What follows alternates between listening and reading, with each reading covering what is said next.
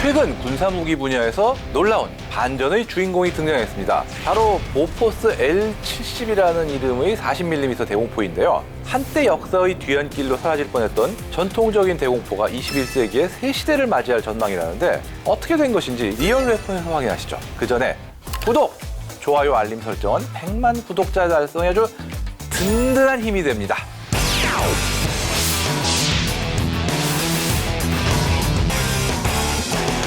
스웨덴에서 개발된 보포스 L70은 2차 세계대전 당시 사용된 보포스 L60의 후계 모델입니다. 1950년대 초반부터 실전 배치된 매우 오래된 무기죠. 무려 70년 가까운 세월 동안 세계 각국에서 운용됐는데 우리나라도 다양한 해군 함정에 이탈리아제 다르도 2연장 포탑 또는 이를 국산한 노봉 포탑을 사용하고 있으니까 잘 쓰고 있는 셈이죠. 참수리 고속정 같은 경우도 대부분은 이 대공포의 함상형 단장 버전을 주포로 운용하고 있습니다. K-21 보유형 전투장갑차 역시 L70을 기반으로 개발된 국산 K-40 주포를 장착하는 등 우리나라와도 인연이 꽤 깊은 무기죠.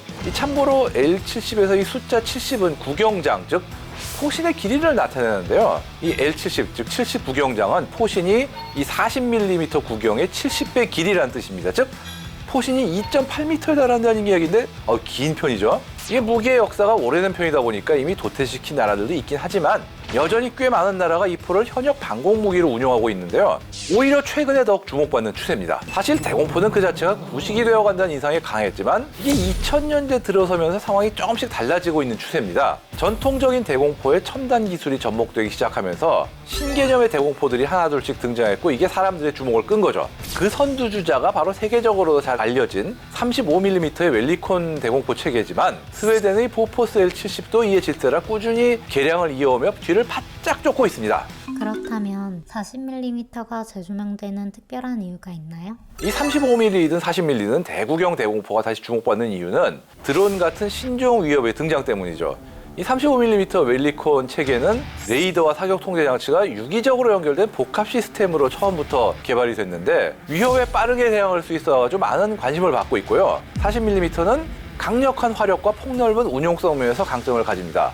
또 구경이 크니까 40mm 쪽이 35mm보다 탄의 위력이 더 강한 건 물론이고 이도 기존의 여러 나라에 퍼진 탄약과의 호환성 등을 고려하면 매력적인 선택지가 될 수 있죠. 특히 L70 기반의 체계는 단일 포신 구조의 운용 방식도 단순해서 필요할 때는 반자동으로 또는 독립적으로도 운용할 수 있습니다. 그래서 기동성과 분산 배치를 중요시하는 해병대 같은 부대에겐 실용적인 무장으로 평가받고 있죠. 여기에 더해서 강한 파괴력과 긴 사거리도 장점으로 꼽히는데요. 유효 사거리는 약 4km, 고폭탄을 사용할 경우에 상당히 넓은 살상 반경을 기대할 수 있습니다. 탄속도 빠른 편이라서 철갑탄을 사용하면 1, 2세대 정도의 구형 주력 전차 정도는 정면에서도 충분히 상쇄할 수 있는 높은 관통력을 가진 것도 장점인데요. 실제로 K-21의 주포라면은 T-55나 T-62 정도의 전차와 붙어도 정면에서도 붙어볼 만하지 않겠냐 이런 얘기가 있을 정도입니다. 이 때문에 스웨덴은 1990년대부터 이 L70에 3P 신관을 적용했는데요. 이 3P 신관을 말할 것 같으면 지난번에 소개한 스카이레인저 체계적인 어헤드탄과 유사한 개념입니다. 포탄에 사거리 데이터가 미리 입력돼서 딱 그 거리만큼 날아가서 공중 폭발하는 그런 방식입니다. 다만 어헤드는 포구를 통과하는 시점에서 데이터가 입력되는데 3P 신관은 약실 주변에서 데이터를 받는다. 이 정도 차이는 있죠. 어쨌든 3P 신관의 도입으로 보포스 40mm 기관포도 현대의 대공 위협에 대해서 어느 정도 대응할 수 있게 됐는데요. 실제로 스웨덴 육군은 별도의 자주 대공포를 개발하진 않았습니다. 그 대신 이 포가 장착된 CV-90 장갑차 일부 차량에 레이더를 달아서 자주 대공 차량처럼 운용하고 있는 거죠. 현재 이 포를 대공용으로 사용하는 나라들 역시 대부분 3P 신관이 적용된 버전을 운용하고 있습니다. 현재는 해군용으로도 주목받고 있다고요? 예. 원래도 이 해군용의 함재형이 오랫동안 쓰였지만 최근에 스웨덴이 개발한 새로운 버전인 마크4 모델이 유럽 국가들이 함정에 탑재되기 시작한 건데요. 최신 사통 장치와 3P 신관이 연동되면서 이제는 항공기뿐 아니라 대한미사일 유격 능력도 갖췄고요. 무게도 2.3톤으로 줄어든 데다 배에서 이제 선체 아래를 뚫고 구조물을 설치할 필요 없이 예를 들어 경납고라든지 함상 구조물 위에 그냥 얹으면 되는 이런 형태가 됐기 때문에 설치하는 게 쉬워졌어요. 그렇기 때문에 비교적 소형 함정에도 탑재할 수 있게 됐습니다. 실제로 영국과 스웨덴은 이 마크4를 트럭에 탑재한 자주대공포 형태로 개량해서 스트라이드 마크 2라는 이름으로 우크라이나에 지원하기 시작했는데요. 공중 폭발탄을 사용하기 때문에 드론에 대해서도 높은 요격 능력을 가지고 있다, 이렇게 평가받고 있습니다. 우리나라도 최근 신속연구 개발 사업으로 기존 40mm 대공포 체계를 응용하는 거점 방어용 무인 방공 시스템을 개발 중인데요. 이 40mm 대공포 체계는 워낙 오래된 장비다 보니까 아무래도 이 정확도나 대응 범위 같은 면에서 드론이나 순항미사일 같은 현대의 위험 요소에 대해서 기존 체계 그대로로는 대응력이 떨어졌던 게 사실이거든요.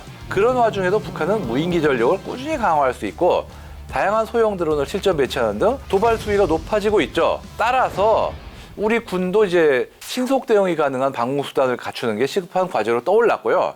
이런 긴급 소요에 따라서 한화가 40mm 자동 대공포 체계 개발에 착수했습니다. 개발 중인 새로운 체계는 기존의 함상형의 노봉 체계, 그 노봉 체계의 구조를 기반으로 하되 완전 자동화된 사격 통제 시스템과 광학 및 열영상 추적 장비, 그리고 레이더 연동 같은 첨단 장비를 접목할 것으로 알려져 있는데요. K21에 사용되는 복합 기능탄까지 사용해서 드론 요격 효율도 매우 높을 것으로 기대됩니다. 이제는 낡은 틀에서 벗어나 현재의 위협에 맞게 진화 중인 40mm 대공포, 클래식하지만 스마트한 전력으로 조용히 그러나 확실하게 제 몫을 해내며 앞으로도 묵묵히 그 자리를 지켜낼 것 같습니다.